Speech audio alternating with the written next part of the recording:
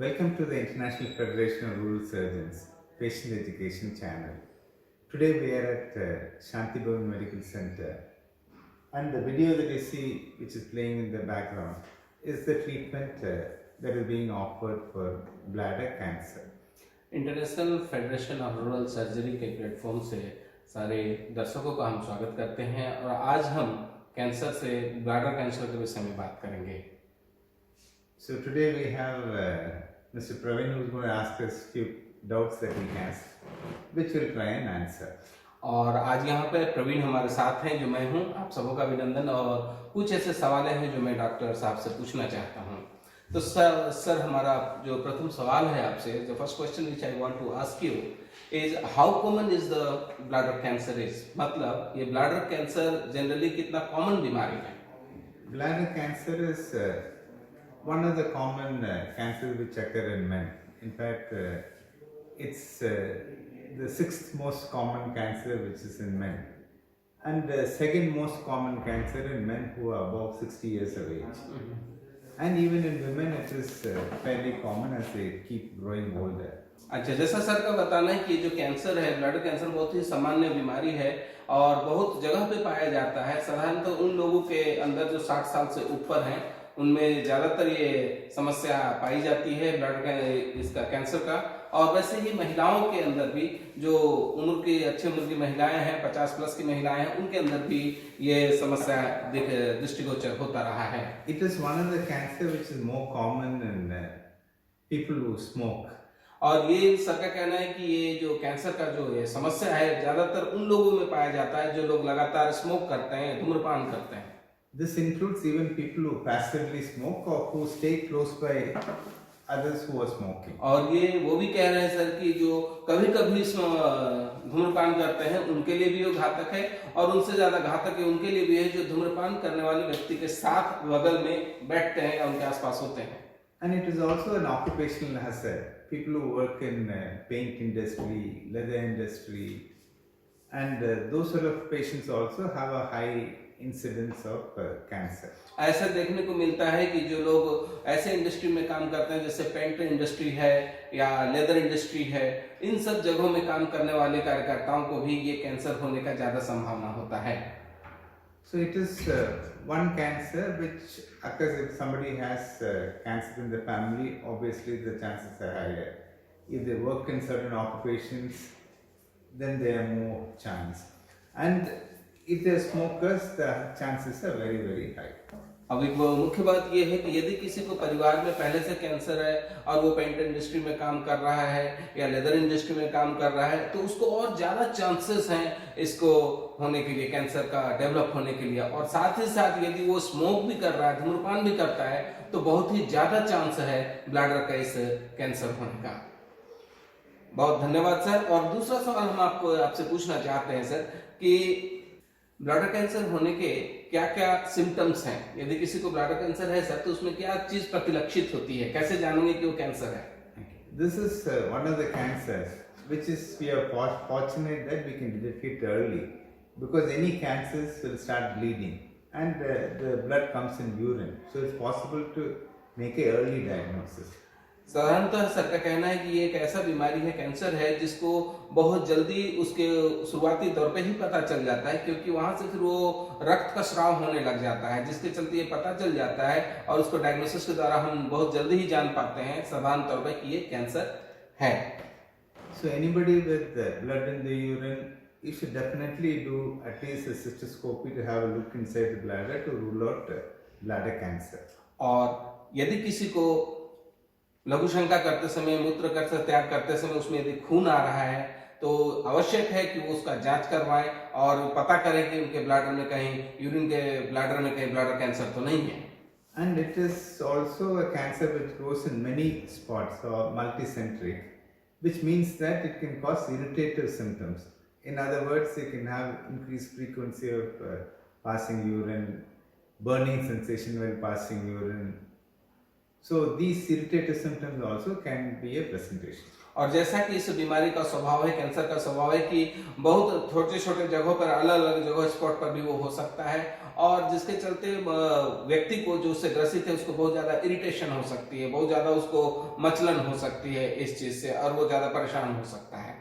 Sometimes it grows like a seaweed inside the bladder and then it can cause obstruction and cause difficulty in passing urine. और कई बार ये cancer ऐसा होता है कि एक रुकावट के तरह से मूत्र नली के सामने एक रुकावट के तरह पैदा हो जाता है, सामने आ जाता है, और मूत्र त्याग करने में भी वो बड़ा समस्या उत्पन्न करता है। दूसरा जो सवाल हम आपसे पूछना चाहते हैं सर, कि इसके लिए क्या क्या टेस्ट करना पड़ता है, किस किस प्रकार की जांच करनी पड़ती है जिससे ये पता चले? We briefly mentioned earlier that if somebody has blood in the urine, you should definitely have a look inside the bladder to rule out. This is called cystoscopy. जैसा कि सर ने पहले बताया कि ये बहुत जरूरी है कि यदि, पहले भी उन्होंने बताया कि यदि ब्लैडर के अंदर मूत्र नली से यदि खून जा रहा है तो एक सिस्टोस्कोपी के द्वारा उसका जांच जितना जल्दी हो सके कराना अच्छा है। And if you have the facilities, we can do an ultrasound, which will again show the tumor inside the bladder. और यदि अल्ट्रासाउंड की फैसिलिटी आपके पास उपलब्ध है तो जरूर अल्ट्रासाउंड भी कराएं, ताकि वो अल्ट्रासाउंड से पूरी रीति से क्लियर हो जाएगा कि वो ट्यूमर है वो कहाँ पर है। In the larger centers, they can have a look inside the microscope and find out if malignant cells are there in the urine. और जो बड़े जांच प्रतिष्ठान है वहां पर वो ब्लैडर के अंदर देख के वो पता कर सकते हैं कि वो, what was that word sir? They can have a look with the cells in the microscope and be able to diagnose the. जो कैंसर का जो सेल्स है उसको माइक्रोस्कोप के द्वारा देख के उसको पता कर सकते हैं कि ये कैंसरस है या नहीं है। In some of the centers, they even have dogs which can smell the bladder cancers and diagnose it. और कुछ ऐसे भी जांच प्रतिष्ठान है जहां पर विशेष प्रकार का कुत्ता को ट्रेन किया जाता है और उस कुत्ते के द्वारा ही वो पता कर लेते हैं कि इनको ये कैंसर है या नहीं है, इस प्रकार का ये कैंसर इनको है या नहीं है। But the most important test is the cystoscopy, having a look inside the bladder. लेकिन इनमें से जो सबसे महत्वपूर्ण बात और सटीक जानकारी मिलती है वो सिस्टोस्कोपी के द्वारा है, जिसके जरिए सिस्टोस्कोपी को ब्लैडर के अंदर डाल के वो कैंसर के उस भाग को या उस सिस्ट के उस भाग को हम अच्छे से देख के पता कर सकते हैं। और मैं जानना चाहता हूं सर इसके विषय में कि क्या ये जो बीमारी है वो ओल्ड एज में लोगों के लिए, जो बुजुर्ग लोग हैं, उनके ट्रीटमेंट करने में के लिए कैसा है, उनको क्या डर होना चाहिए, कैसा है उनके वो बड़े उम्र में इसका ट्रीटमेंट करना? Okay, the video that you're watching is of a patient who is 90 years old. And unfortunately, the cancer occurs in older people and they need treatment.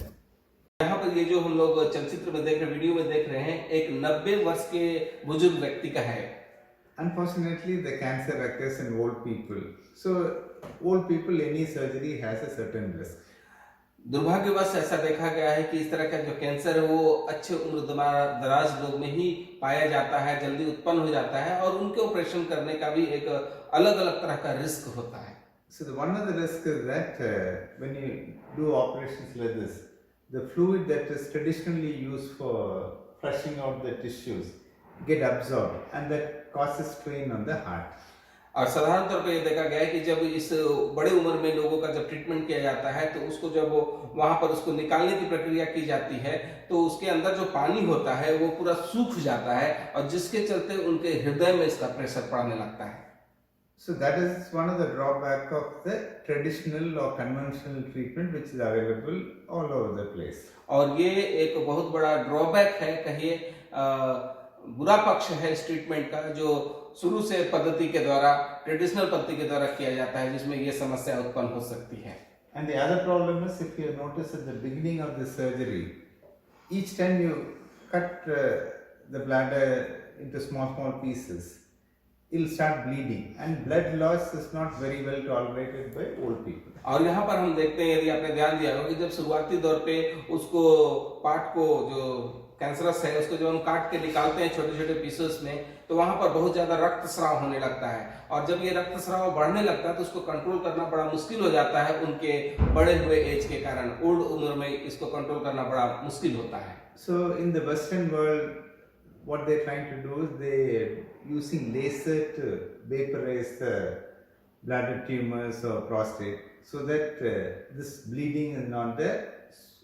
Also, the absorption of fluid also is not there. पश्चिमी देशों में ऐसा देखा गया है कि ज्यादातर लोग इसके लिए एक नई पद्धति का इस्तेमाल करते हैं इस कैंसर के इलाज के लिए कि वो अंदर ही उस ट्यूमर को वेपराइज कर देते हैं, भाप बना के उड़ा देते हैं, जिससे ज्यादा ब्लड लॉस ना हो सके, खून का ज्यादा क्षति ना हो सके और ये ज्यादा सेफर है। But the problem with the laser is that it's very expensive and is very slow.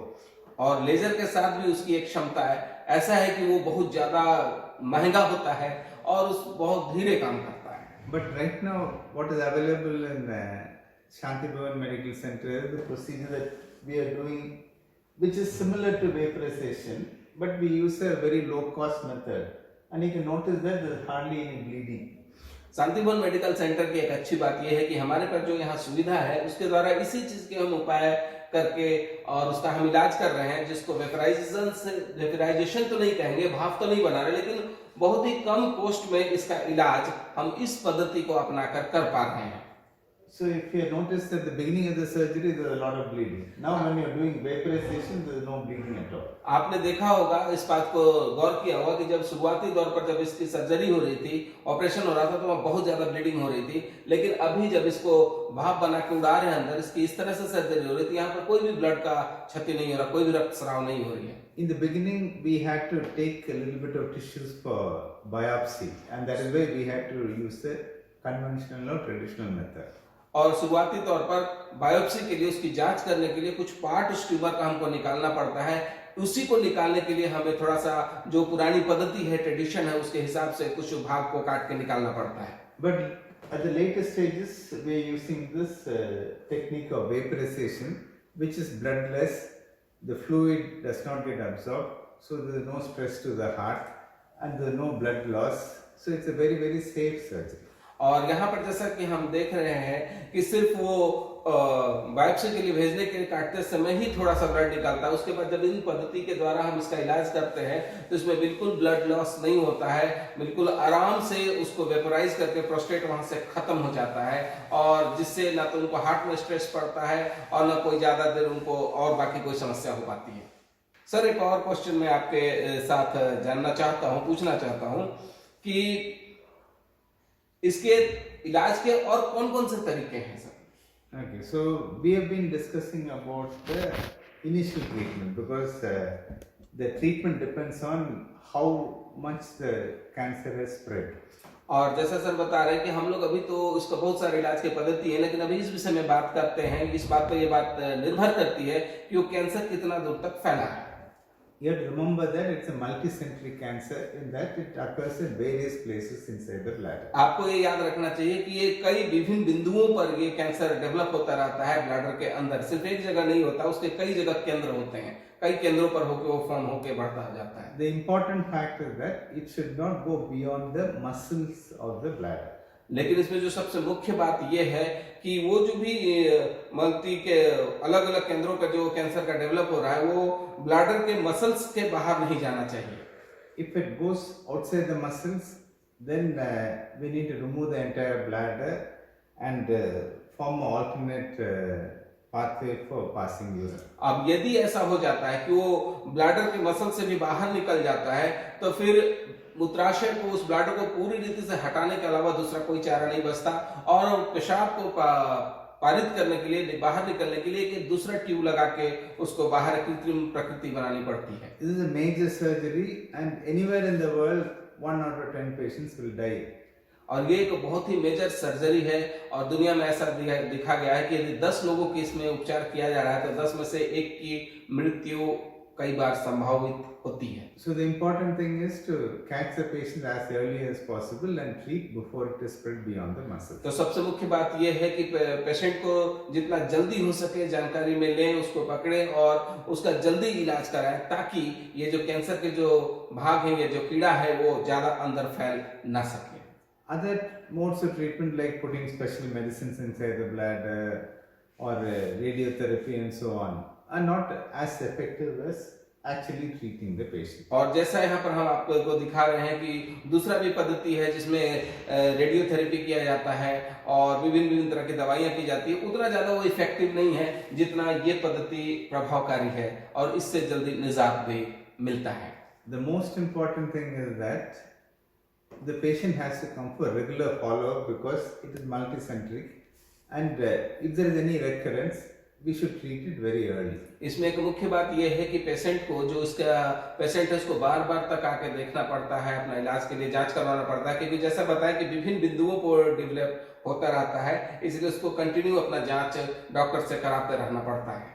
So the advice we give is that you come for monthly cystoscopies till there is 3 negative cystoscopies, in the sense that 3 times there should not be any recurrence of cancer. और ऐसा कहते हैं कि उसके बाद advice दिया जाता है पेशेंट को कि आप कंटिन्यू आप अपना जांच कराते रहें तब तक जब तक वो सिस्टोस्कोपी के द्वारा 3 बार आपको नेगेटिव रिपोर्ट नहीं मिल जाता है, हर महीना आना चाहिए इसके लिए, और हर महीने आपको आना है अपना उस जांच को कराने के लिए। So if 3 times it's the negative, then you can do the cystoscopies once in 3 months. और जब ये 3 negative scopies. और जब ये 3 बार ऐसे नेगेटिव चीज आ जाएगा, रिपोर्ट नेगेटिव आ जाएगी, कैंसर की चीजें नहीं पहचान में आएगी, तब अगले 3 महीने में एक बार आपको उसका ट्रीटमेंट सिस्टोस्कोपी कराने के लिए आपको आना पड़ेगा। Like if you notice this patient, almost half the bladder was full of the tumor. जैसे आपने इस पेशेंट को देखा होगा कि उनका जो मूत्राशय है वो ट्यूमर से आधा से ज्यादा भाग ट्यूमर से भरा हुआ था।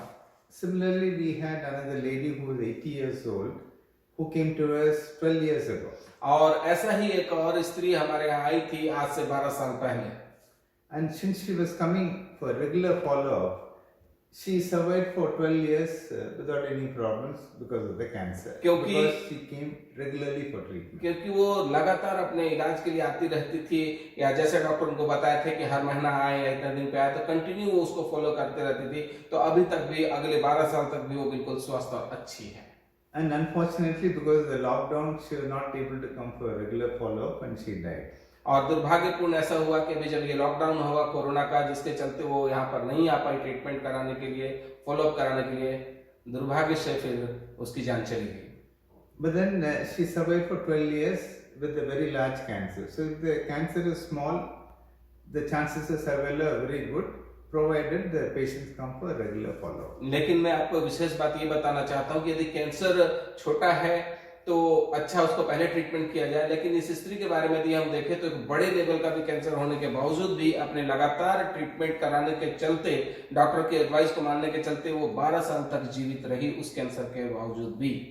Another important thing is that you should stop smoking and do not even go near somebody who is smoking. और एक मुख्य बात जो मैं आपको बताना चाहता हूँ कि यदि आप धूम्रपान करते हैं तो धूम्रपान करना छोड़ दीजिए, और ये कहता हूँ कि जो कोई धूम्रपान कर रहा है तो उसके आसपास भी आप ना जाएं।